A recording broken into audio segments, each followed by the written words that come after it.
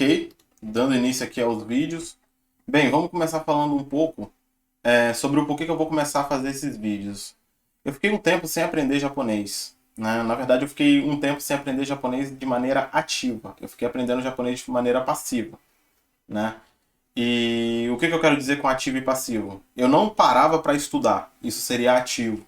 Era de uma forma meio passiva. Como eu consumo alguns conteúdos em japonês, de vez em quando eu aprendi uma palavra nova, um vício de linguagem que às vezes eles têm, de regiões diferentes, esse tipo de coisa.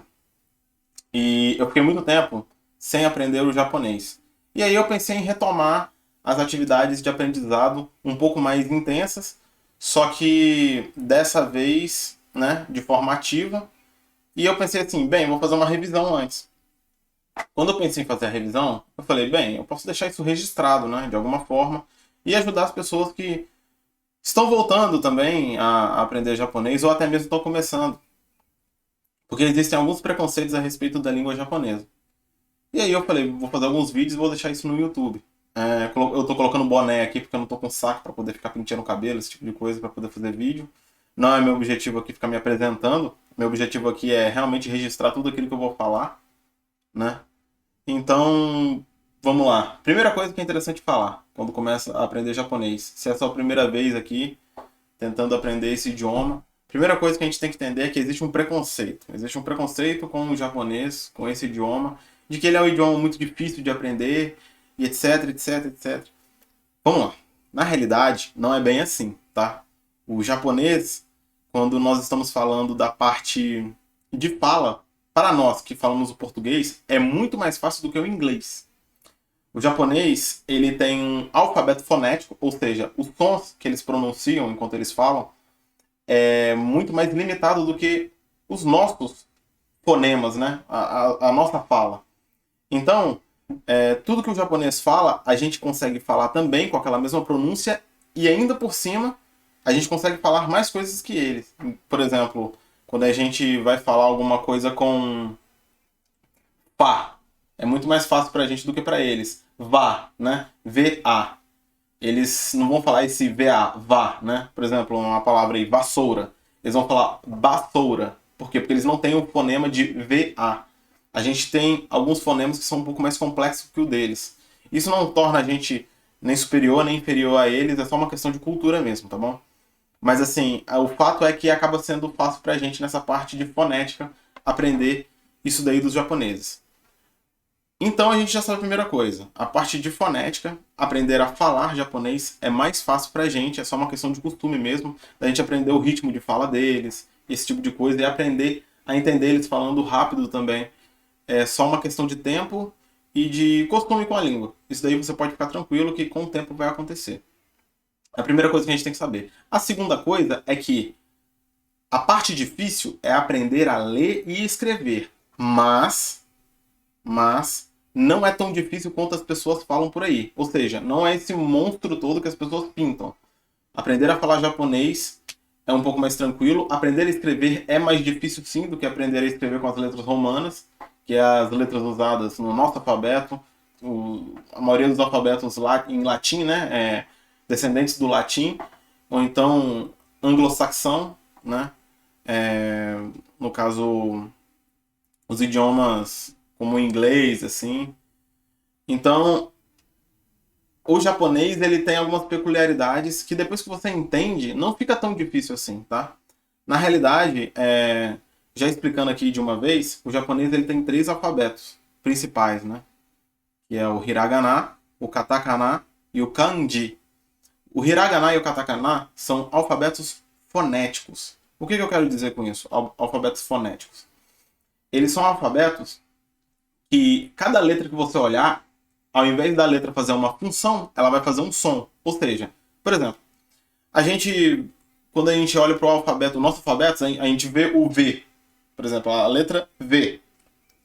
Aí a gente sabe que a letra V com a letra A vai fazer vá. Mas o V sozinho, se você olhar para ele, ele não tem um som, porque ele é uma consoante, ele não tem um som. Então, ele só vai fazer um som quando ele está junto com uma vogal.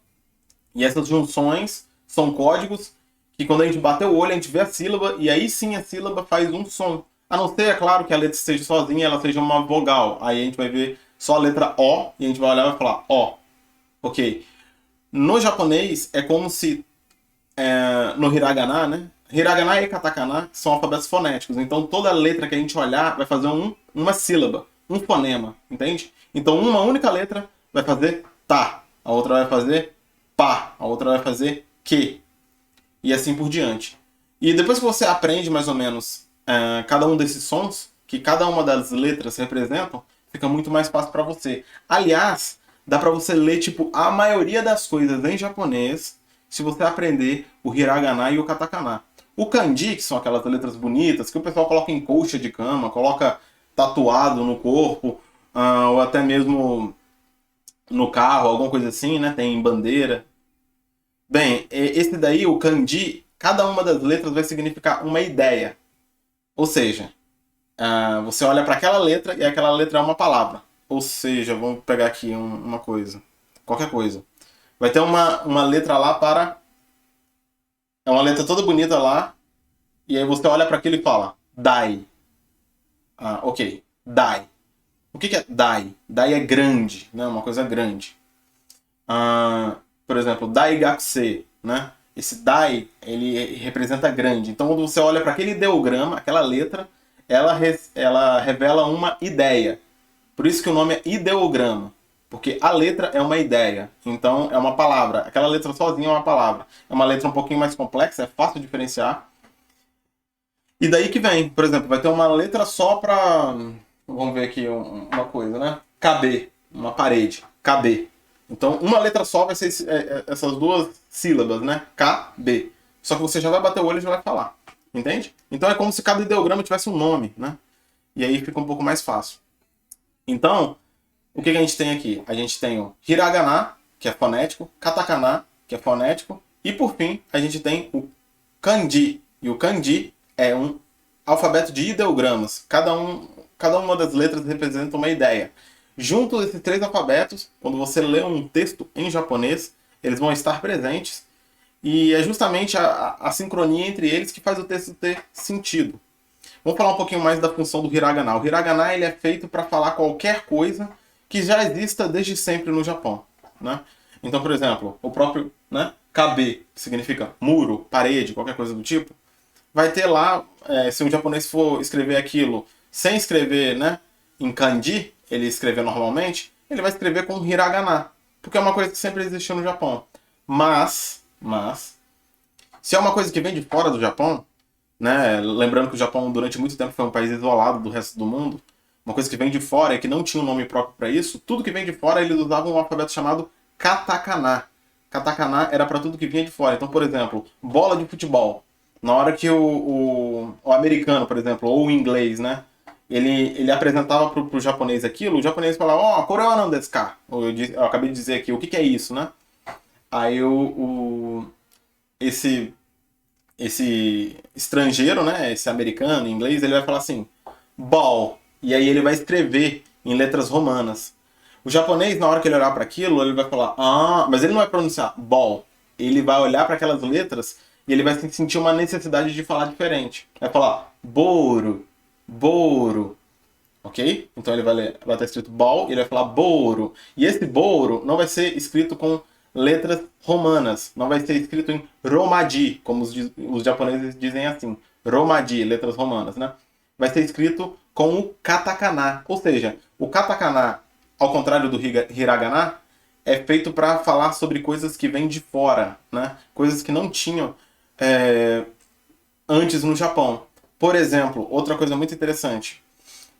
Eu estou falando agora olhando para uma câmera, né? Se um japonês ele for escrever a palavra câmera, em japonês se fala câmera, câmera. Bem parecido com o que a gente fala, né? Ok. E ele vai escrever isso em katakana, exatamente, que é uma coisa que vem de fora, não é uma coisa natural do Japão, ok? Não tinha lá antes. E é por isso que eles fazem essa distinção. O meu nome, por exemplo, é Araújo. E eles vão falar Araújo. Eles vão escrever isso em quê? Em kanji, que expressa ideias, em hiragana, que é coisas que já sempre existiram no Japão, né? Ou eles vão falar em katakana? Eles vão falar em katakana, porque é uma coisa de fora do Japão. Entende? Então é mais ou menos assim que funciona essa ideia aí. A gente vai fazer uma revisãozinha aqui, olhando para esse site, mas antes, só vou citar mais uma coisa. Lembra que eu falei que os kanjis, eles têm o lance do ideograma? Ideograma. Pois é, cada uma daquelas letras bonitas do kanji, que são todas complexas e tal, elas revelam uma ideia. Mas muitas vezes, um único ideograma significa mais de uma coisa. Se fala com pronúncias diferentes, né? Por exemplo, o próprio ideograma de dai, eu vou escrever aqui, ó, para vocês verem. Aqui, deixa eu mudar. Aqui, ó, esse ideograma aqui. Prontinho. Esse aqui, ó. Tá vendo? Ele pode ser lido como dai ou pode ser lido como o, né? Por exemplo, o significa grande e dai também significa grande, mas em algumas palavras vai ser pronunciado o e outras palavras vai ser pronunciado dai. Veja que prolonga, né? O, não é o, é o. Ok? Então é mais ou menos assim. Lembrando também, pessoal, que eu não sou professor de japonês, eu sou um estudante também. Na verdade, eu estou muito longe de me tornar alguém que é um expert em japonês. Eu tenho o certificado, né? Eu já fiz a prova do N3.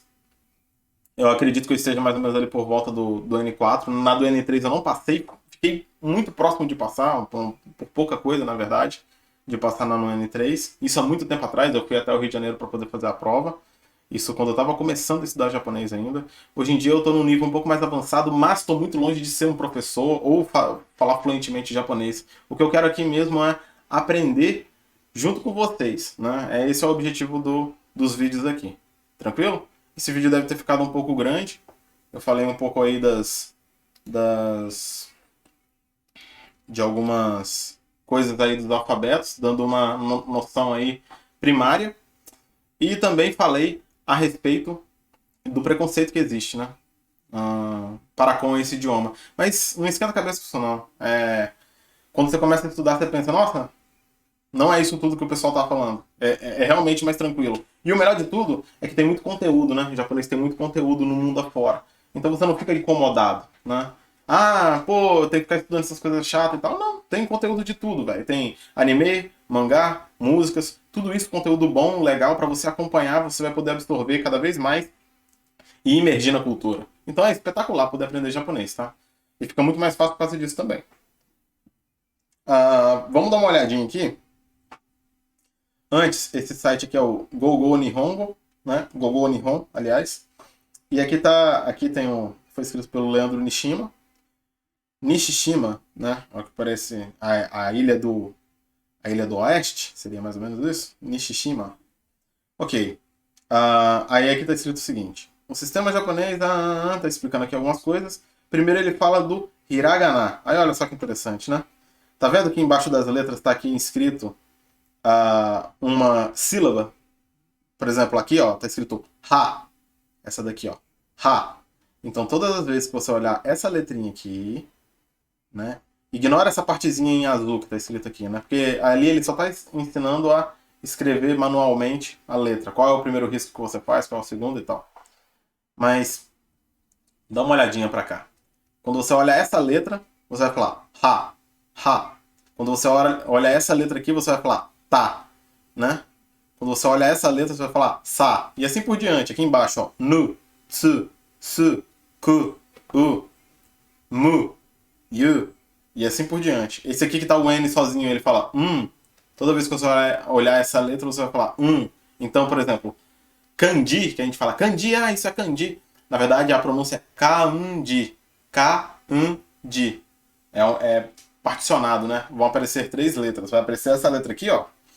Letra K. Depois vai aparecer E depois, por fim, vai aparecer Deixa eu ver onde é que tá aqui. Essa daqui, ó. Ji. Tá vendo que tem um Xi aqui? É porque fica 2 tracinhos, né?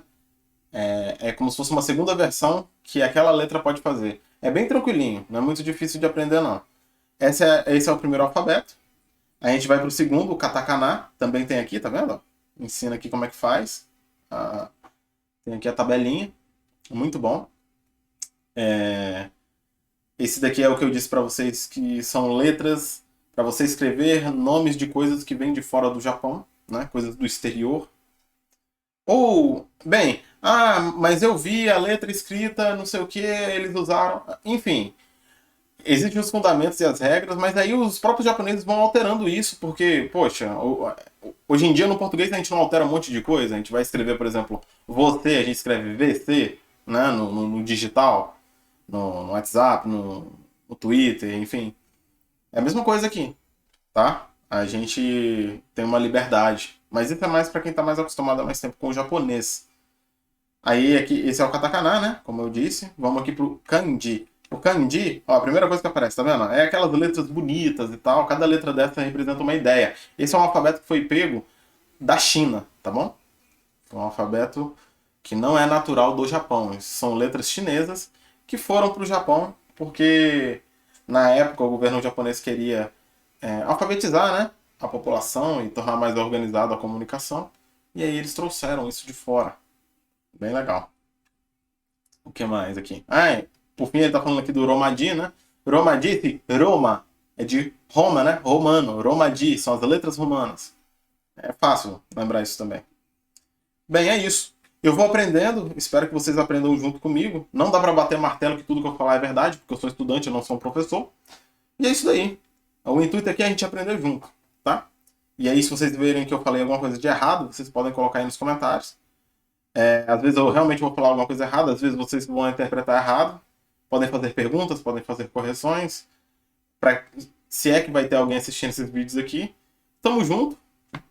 Valeu e até o próximo vídeo.